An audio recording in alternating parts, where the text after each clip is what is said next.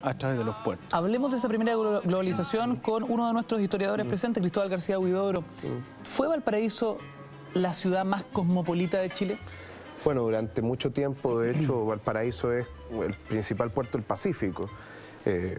Antes de la construcción del Canal de Panamá, en 1914, que es cuando se abre en realidad el canal, venía construyendo hace mucho tiempo, todos los barcos que venían finalmente desde el Atlántico, desde Europa, para pasar al Pacífico, tenían que cruzar el Cabo de Hornos y ir recalando después en Punta Arenas, Concepción, Talcahuano, digámoslo, para después llegar a Valparaíso. Y eso era algo que por lo demás ocurre desde el siglo XVII, XVIII, XIX. Entonces, pero el periodo de auge efectivamente tú lo tienes, y como decía Gonzalo, tú lo tienes fundamentalmente la segunda mitad del siglo XIX y de ahí en adelante, fundamentalmente con el mejoramiento de las tecnologías, de máquina a vapor, etcétera, y eventualmente que hace que los viajes interoceánicos sean mucho más rápidos. Entonces ahí tú tienes finalmente primero un lugar que es lo clásico de los puertos, que es donde se cruzan culturas, en definitiva.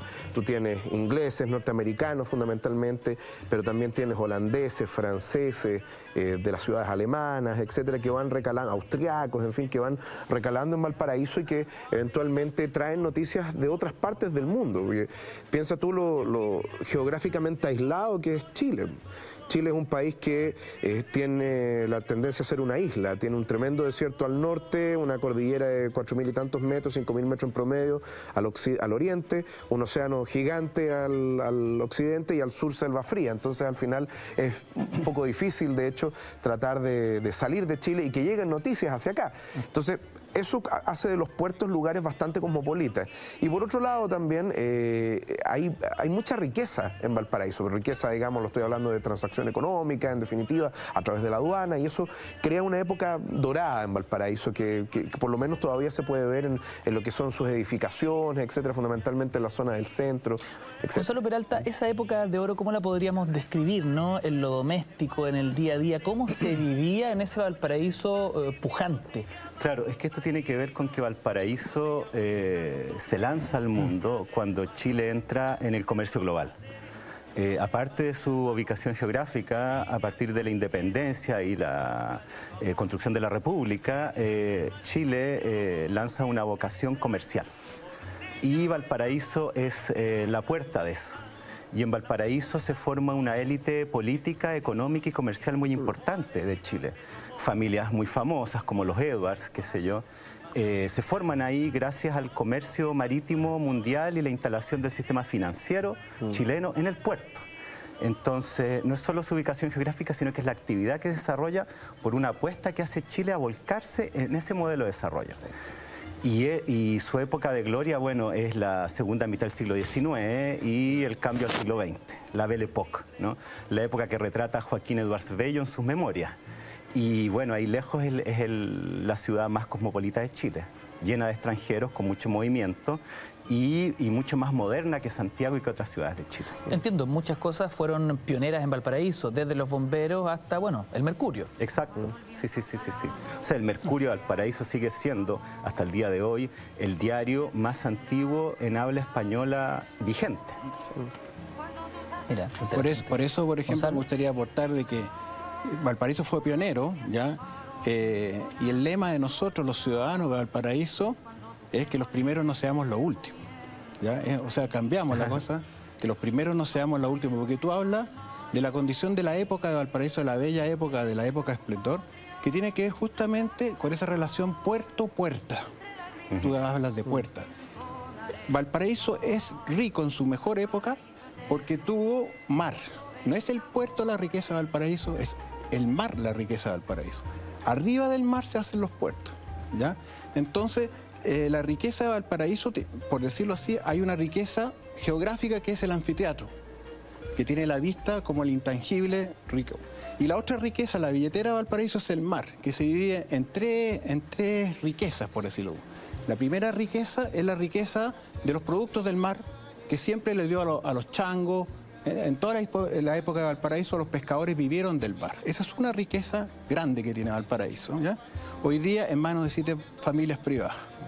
La segunda riqueza es el puerto. Cuando Valparaíso fue glorioso fue porque el puerto era una puerta. ¿Qué significaba? Que llegaban mercaderías ¿ya? Llegaba la cosa cosmopolita, llegaba en cultura, pero todo lo que llegaba a Valparaíso se invertía en la ciudad. Entonces el puerto era una puerta que entraba y salía mercaderías, pero también dinero y también arquitectura, innovación. Entonces el puerto llegaba a la ciudad y tenía que hacer un funicular, qué sé yo. El puerto llegaba a la ciudad y había que quitarle terreno al mar. Había que hacer construcción, había que hacer ferroviaria, los barcos, los trenes. Toda esa plata que generaba la puerta quedaba en Valparaíso. ¿Qué pasa hoy? Entonces, y la tercera riqueza del mar ya es el borde costero, ¿ya? ¿Qué pasó? ¿Por qué Valparaíso está en ruina ahora? La desgracia de Valparaíso. ¿Por qué nosotros, que éramos los primeros, no queremos ser los últimos? Porque el mar, los productos del mar están privatizados. Segundo, el puerto deja de ser puerta, ¿ya? Entonces hay una empresa en Chile que se llama la EPB, patrocinada por el Estado de Chile, que le dice a Valparaíso: señores, ustedes van a administrar el borde costero de Valparaíso, o sea, la billetera económica de Valparaíso. Entonces, ni la ciudad ni la municipalidad, nadie tiene injerencia. Valparaíso llega hasta la avenida Errázuriz. Y la avenida Errázuriz hacia el mar, donde empieza la riqueza económica, donde está la billetera, la administra una empresa cuyo empresario no vive nadie ahí, no le importa. La ciudad es como el aeropuerto de Pudahuel, que tú vas a trabajar al aeropuerto que te da lo mismo a la comuna de Pudahuel. Entonces, ahí hay una puerta que se cierra y el puerto ahora es una industria y todas las industrias tienen alambre púa y guardia.